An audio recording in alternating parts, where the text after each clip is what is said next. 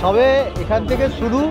প্রথম যে অ্যাকুইজ এসেছিল তার বিরুদ্ধে শাস্তি ঘোষণা হবে। পুলিশ 5 দিনে যা করেছিল আমার মনে হয় সিবিআই 5 মাসে সেটা করে সঞ্জয়কে একা সাজা ঘোষণা করলো। চার্জশিট আসবে এবং বিভিন্ন অপরাধীদের সামনে আনা হবে। সিবিআই এটা স্বীকার করেছে কোর্টের সাথে। মনে করি সঞ্জয় দোষী, বাট একা ওর পক্ষে আমার মেয়েকে মেরে ফেলা সম্ভব না।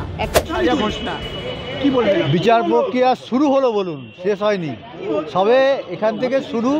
প্রথম যে অ্যাকুইজ এসেছিল তার বিরুদ্ধে শাস্তি ঘোষণা হবে আগামী 18 তারিখ দুপুর 2:30টার সময়, এবং পরবর্তীকালে সাপ্লিমেন্টারি চার্জশিট আসবে এবং বিভিন্ন অপরাধীদের সামনে আনা হবে।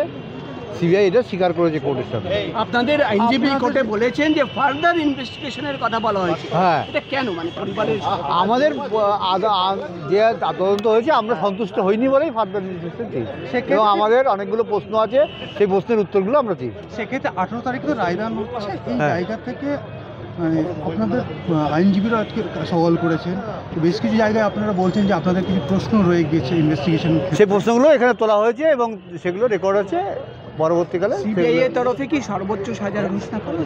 সবাই সর্বোচ্চ, আমাদেরও সর্বোচ্চ সাজা চেয়েছে লয়াররা, এবং সিবিআই এর পক্ষ থেকেও সর্বোচ্চ সাজা চাওয়া হবে। আপনি তো মা সাজা ঘোষণা হবে 18 তারিখ। আমার বিচার পর্ব আজকে শেষ, 2 মাস বিচার পর্ব চলবে।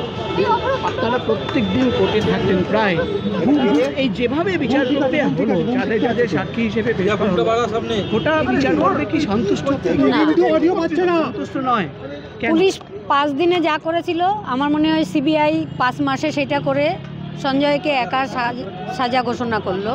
আমরা এটাতে সন্তুষ্ট নয় বলে সাপ্লিমেন্টারি চার্জশিট আসবে, কিন্তু আমরা ফার্দার ইনভেস্টিগেশনের জন্য হাইকোর্টে মামলা করেছি। এই যে বলছেন যে সন্তুষ্ট না আপনারা, সেই জন্যই তো আমরা ফার্দার আমাদের অনেকগুলো আমরা মনে করি সঞ্জয় দোষী, বাট একা ওর পক্ষে আমার মেয়েকে মেরে ফেলা সম্ভব না। একটা হসপিটালে, জনবহুল হসপিটাল, সেখানে কেউ একজন বাইরের এসে গেল, হসপিটালের কেউ জানতে পারলো না, এটা আমি মনে করি না। আমি মনে করি হসপিটালের কেউ ইনভলভ, তারা সবাই সামনে আসবে, প্রকৃত তথ্য সামনে আসবে, এবং সবাই যখন সাজা ঘোষণা পাবে তখন আমার মেয়ে এবং আমার আত্মার শান্তি পাবে। একদম শেষ প্রশ্ন, এই বিষয় নিয়ে তো সিবিআই এর আধিকারিক, তদন্তকারী অফিসারদের সঙ্গে আপনারা কথা বলেছেন, তাদের কি বক্তব্য?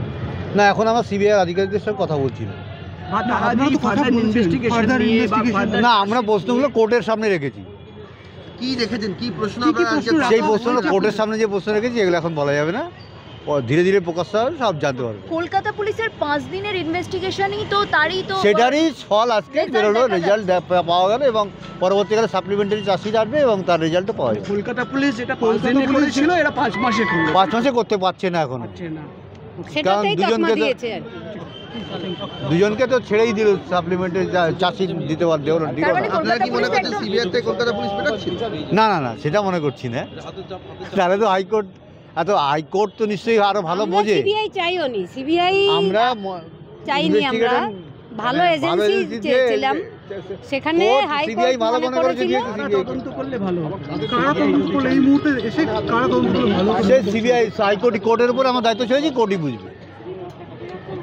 হাইকোর্টের উপর আমার দায়িত্ব, সুপ্রিম কোর্টের উপর দায়িত্ব ছেড়েছি, তারা যা সিদ্ধান্ত নেবে সেটা আমরা পেনে নেব। আজকের যে রায়দান হলো, 18ই জানুয়ারি যে রায়দান হবে, এখনো সাপ্লিমেন্টারি চার্জশিট পেশ করেনি, যদি এক কথাই বলা হয় তাহলে আজকে কি আপনারা মনে করছেন যে সুবিচারের একটা ধাপ অন্তত এলো? হ্যাঁ, এটা তো অবশ্যই মনে করছি, এটাই তো বললাম, বিচার প্রক্রিয়া শুরু হলো, প্রথমেই বলেছি এটা।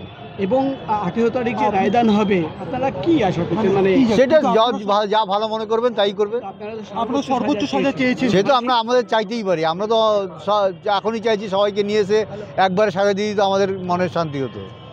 কোন কোন প্রশ্নগুলো আপনাদের রয়েছে ফার্দার? আবার সেই একই প্রশ্ন করছো, বারবার সবাইকে কথাটা ইউজ করছেন, আপনারা কি কাউকে সাসপেক্ট বা এরকম? হ্যাঁ, সেটা আমরা সারা ওপেন মিডিয়াতে আমরা বলেছি।